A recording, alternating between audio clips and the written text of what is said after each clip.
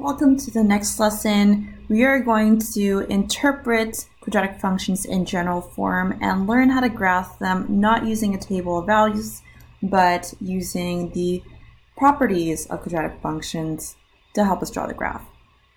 Okay, so interpreting general form, the first thing that you could look at is the constant number at the end, c, because this will always be your y-intercept. If the function is factorable, then your x-intercepts can be found by factoring. So if you have this format here, you can factor that so you can find your x-intercepts. This is called factor form if you see a quadratic in this format. You can also find the axis of symmetry for the x using your x-intercepts. So it's going to be the first x-intercept plus the second x-intercept and then divided by 2. If you have the axis of symmetry, that is going to be the x value of your vertex.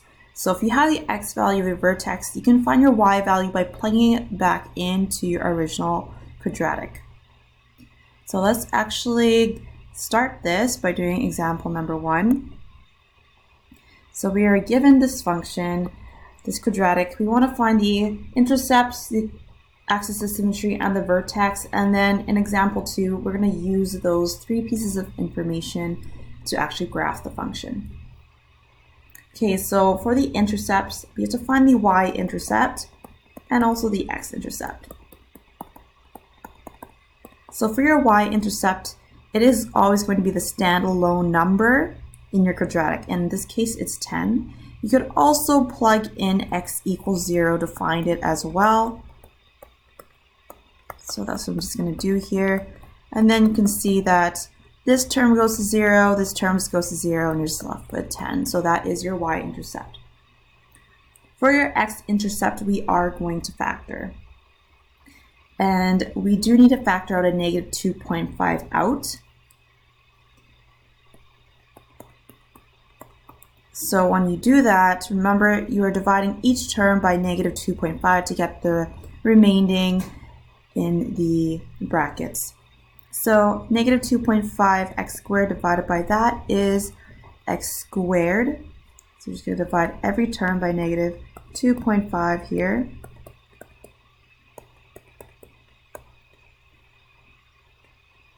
Okay, so then your next term is going to be positive in number because it's negative divided by negative. And then 7.5 divided by 2.5 is 3. We're left with an x. Positive divided by negative is negative. 10 divided by 2.5 is 4. And then now we can factor x squared plus 3x minus 4.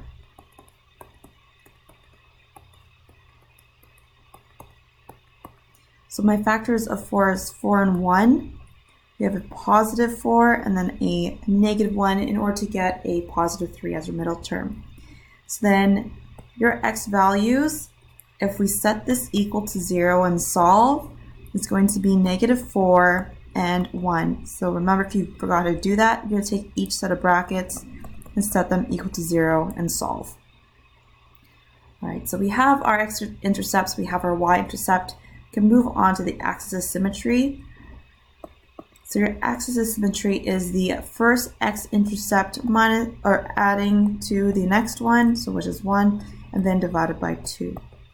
So negative 4 plus 1 is negative 3. Divide that by 2 is negative 1.5. So that is your axis of symmetry. X equals negative 1.5. This is also the x value in your vertex. So for your vertex, you already know the first coordinate point, and then we need to find the y point. So we're just going to plug this into our quadratic. And we know what the x value is at that point. It's going to be negative 1.5.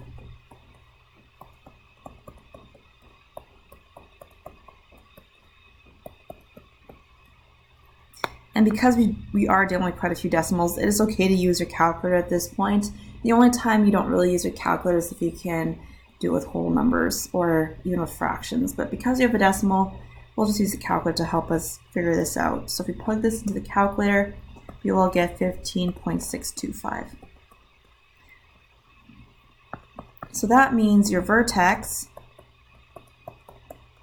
is negative 1.5, 15.625 is our point. So in our next example, we are going to graph this exact function. So I'm just going to record down what we had. We had x-intercepts at -4 and 1. We had a y-intercept at 10. We had our vertex at -1.5 and 15.625. So we're going to graph all these pieces of information. Let's start off by drawing a scale along my axes. We can actually see the vertex. We'll say that's 5, that's 10, and then that's 15. That should do it now. Okay, so we are going to graph our x-intercepts. So that's at -4 and at 1. And then our next piece is the y-intercept, which is at 10. That's along your y-axis. And then lastly, we can graph the vertex, which is located at -1.5 and then 5.62. So it'll just be slightly above the 15. And then we'll connect our points.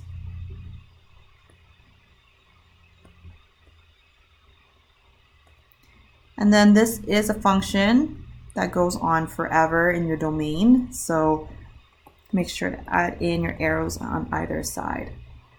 And then we're done with that graph. Okay, for the next one, we're going to do the same sort of thing. We're going to find our x and y intercepts, then the axis of symmetry, so we can find the vertex. So your y-intercept is just that standalone number, -15. For your y-intercept, we need a factor and set it equal to 0. So I am just going to use the box method for this. Factors of 4 is 2 and 2. Factors of 15 is 5 and 3. And if we multiply them across, we're going to get 6. Then 2 times 5 is 10. We want to achieve a +4 as our middle term. So we can if we had a +10 and a -6. So this is going to go in one bracket, this is going in the other. So that's 2x plus 5, 2x minus 3. Now we're going to solve for each bracket. So 2x plus 5 equals 0, and 2x minus 3 is equal to 0. So if you rearrange, this is 2x equals -5, divide both sides by 2. X is -5 over 2. And the other one is going to be 3 over 2. So this is also -2.5, and this is also 1.5. So that's our x-intercept. Now the axis of symmetry is our next thing that we need to find. So we're going to add our two intercepts together and divide it by 2. So this is -1 over 2, which is -0.5. Then your vertex. So we know the first coordinate is -0.5 or a half. And we're going to find this by plugging this into our original quadratic equation. So that's 4 times, I'm just going to leave this as a fraction actually. So our x value was -1/2, so I put that into our quadratic for every time I see an x. Now we want to simplify this. So this is going to be 4 times 1 over 4 minus 2 minus 15. So 4 times 1 over 4 is just 1. -2 minus 15 is -17, so this is -16. Okay, so we have all those pieces of information now. We should highlight it so we know exactly what we're looking at here. So that piece of information here, here, and our vertex, which is negative 0.5, negative 16. So that's what all those pieces of information we need to graph this. Okay, so because it seems like we have 0.5s going on in our x values, I'm going to make sure I include that inside our scale. So this can be 1, this can be 0.5, negative 0.5, negative 1, negative 2, so on. And then our highest and lowest y points, looks like we need to go to negative 16. So let's just maybe go by increments of 5.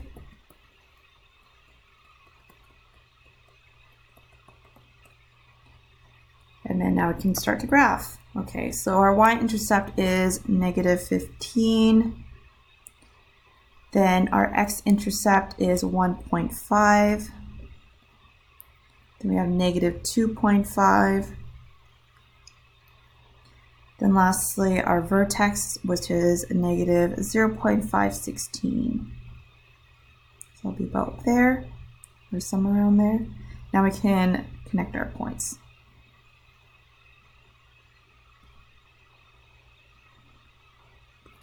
And that's it.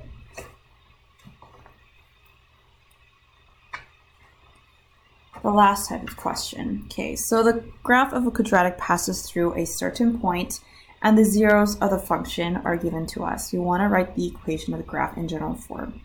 So we know what the zeros should look like, and we can write this in factored form.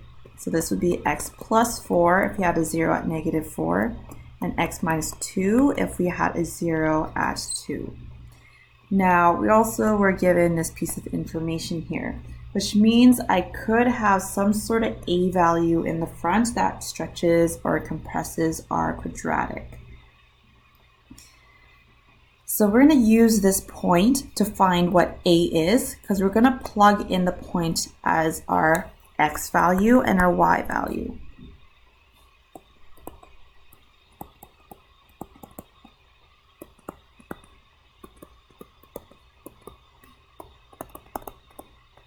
Okay, so our y value was negative 60. Trying to find a, our x value was 6. And we're going to simplify this and then solve for a. 6 plus 4 is 10. 6 minus 2 is 4. So this is 40a on our right side. Divide both sides by 40. We have negative 60 over 40, and then we can simplify this so it is a simplified fraction, which is negative 3 over 2. Okay, now we're just going to put everything all together. Y is equal to that a value we found, negative 3 over 2, and then our zeros that we had before, so these are the factors, x plus 4, x minus 2, and that is our final answer. So please finish up the homework on page 17, and please read to see the other assigned homework as well.